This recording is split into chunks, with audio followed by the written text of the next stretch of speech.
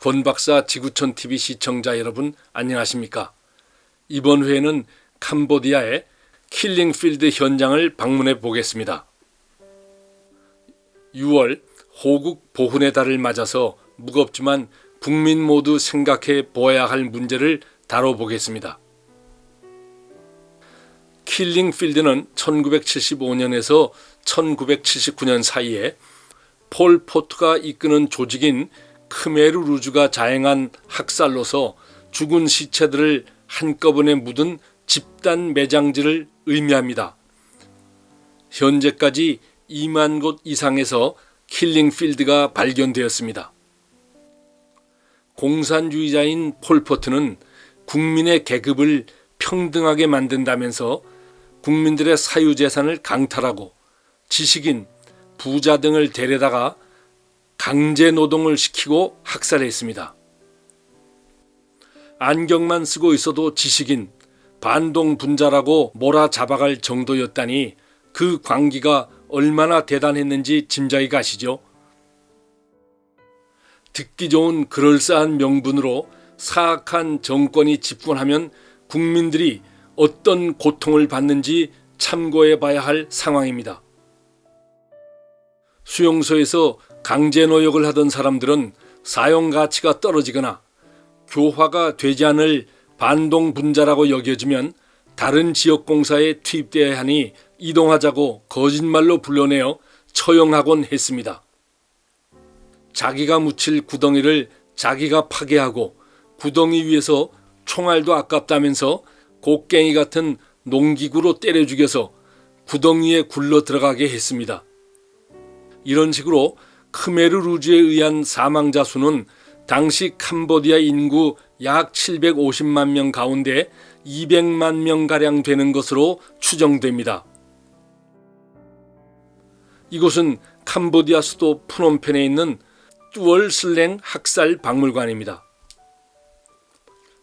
원래 고등학교였던 이곳은 S-21이라는 수용소로 개조되어서 무고한 국민들이 잡혀가서 희생당했습니다. 이곳에서 약 2만 명이 희생당한 것으로 전해지고 있습니다.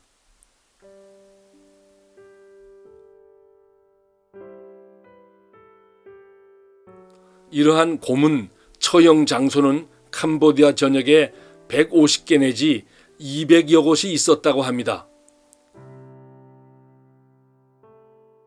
촬영 시점은 2005년이었는데 그 당시만 해도 각종 고문 도구와 희생자들의 해골이 전시되어 있었습니다. 현지에서 생활하고 있는 지인의 말을 들어보니까 요즘엔 그런 것들을 많이 치우고 사진으로 대체했다고 합니다.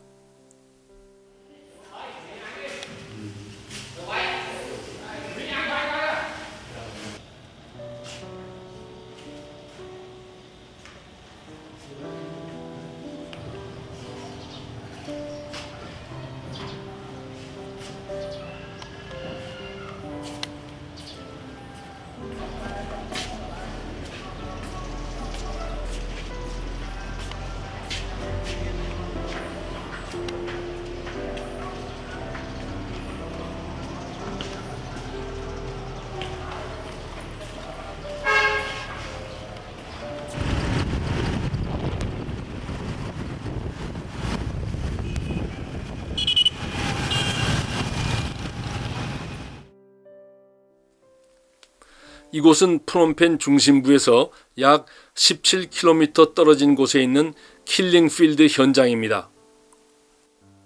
현재 이곳은 킬링필드를 알리는 대표적인 장소로 쓰이고 있으며 추모탑도 있습니다.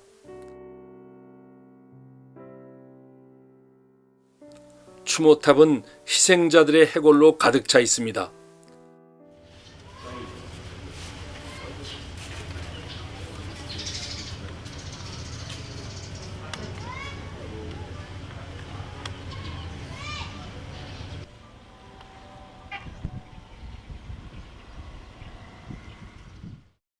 추모탑 주변에 보이는 구덩이들은 실제 잔인한 처형을 했던 구덩이들이고 주변에는 희생자들의 뼈가 아무데나 널려 있었습니다. 2005년도의 일이니까 아마 지금쯤은 많이 개선되지 않았을까 생각됩니다.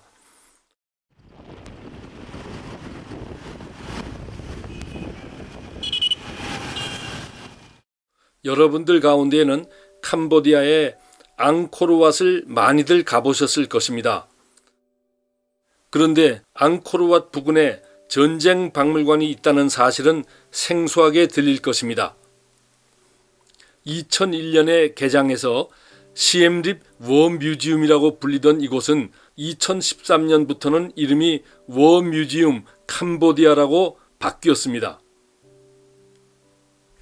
내전 그리고 베트남과 전쟁했을 당시에 사용하거나 노획한 미국제, 소련제, 중국제 무기 등 캄보디아에서 사용된 각종 무기들이 전시되어 있습니다.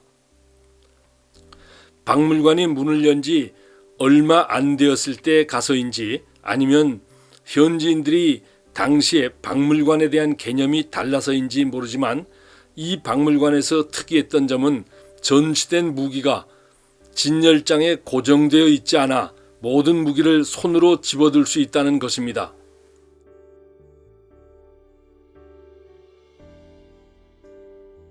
당시 고정된 무기가 하나도 없어서 실제로 들고 나가 사용할 수 있을 정도였습니다.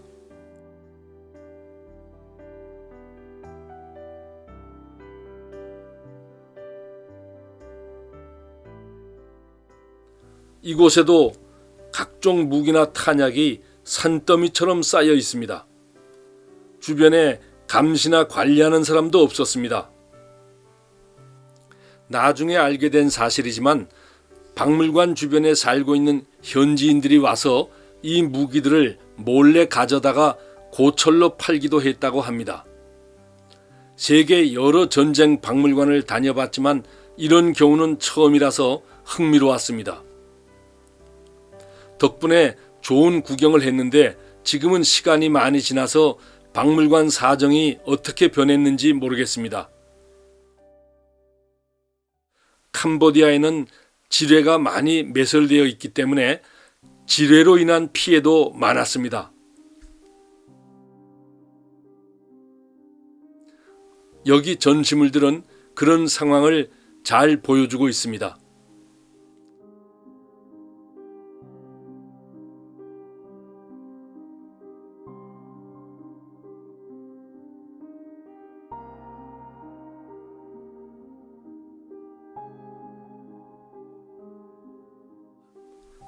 (1970년대) 중반 당시 캄보디아는 베트남과 함께 공산주의 국가로서 반미 노선을 걷고 있었습니다. 겉으로는 우호적인 관계에 있는 듯했던 두 나라. 그런데 인도차이나 반도 안의 영향력이 확장되는 베트남을 두려워한 폴포트는 베트남과 대립하기 시작하였고 이는 무력 충돌로 이어졌습니다. 결과적으로 베트남은 이 전쟁에서 승리해서 1979년 초에 폴포트의 크메르 루즈를 몰아냈습니다. 1979년부터 캄보디아를 점령한 베트남은 약 10년 후에 캄보디아에서 철수했습니다. 캄보디아의 킬링필드 현장은 우리나라에도 시사하는 바가 많습니다. 현재 북한은 3대 세습 독재를 하면서 북한 전역에 여러 정치범 수용소를 두고 20만 명가량이 수감되어 있다고 합니다.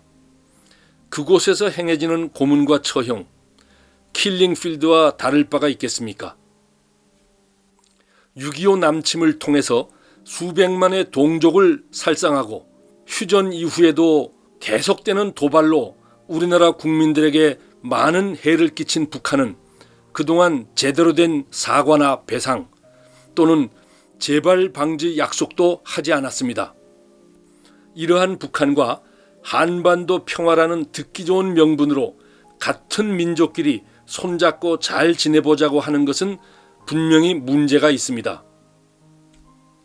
킬링필드의 사태를 교훈 삼아 우리나라 국민들은 올바른 안보관을 가지고 현명한 선택을 해야 될 것입니다.